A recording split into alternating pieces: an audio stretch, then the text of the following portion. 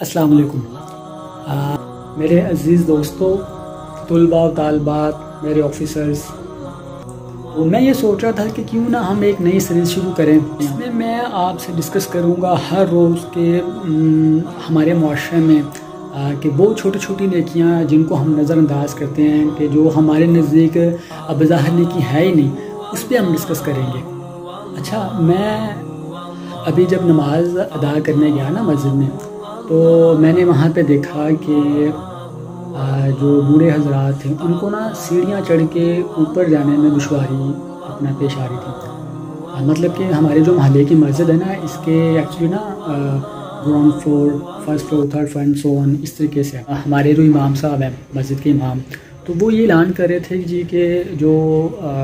نوجوان حضرات ہیں وہ فرسٹ فلور پہ چلے جائیں اور جو بوڑھے حضرات ہیں ان کو گراؤنڈ فلور پہ جگہ دی جائے۔ تو مجھے یہ بات بڑی اچھی لگی کہ واقعی ایسا ہونا چاہیے۔ ایز اے ینگ جنریشن، یہ ینگ پرسن، ہمیں جو ہے نا کیا کرنا چاہیے کہ ہمیں جو اپنے جو ہمارے بزرگ ہیں ان کو ہم گراؤنڈ فلور پہ جگہ دیں تاکہ وہ وہاں پہ اچھے طریقے سے اس کو اپنی نماز کو ادا کر سکیں۔ اور جو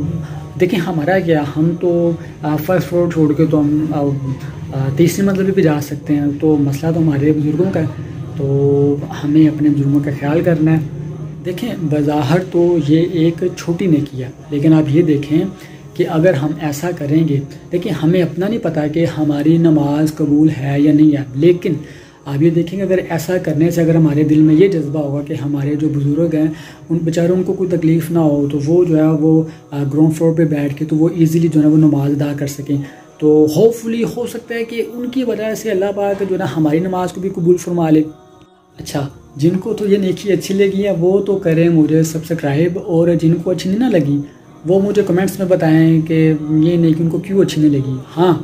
اور وہ کل تک ویٹ کریں، کیونکہ کل میں ایک نئی نیکی نمبر 2 کے ساتھ آؤں گا، اور ہو سکتا ہے کہ آپ کو وہ نیکی اچھی لگے، تو تب تک آپ ویٹ کریں۔ اوکے، اللہ حافظ۔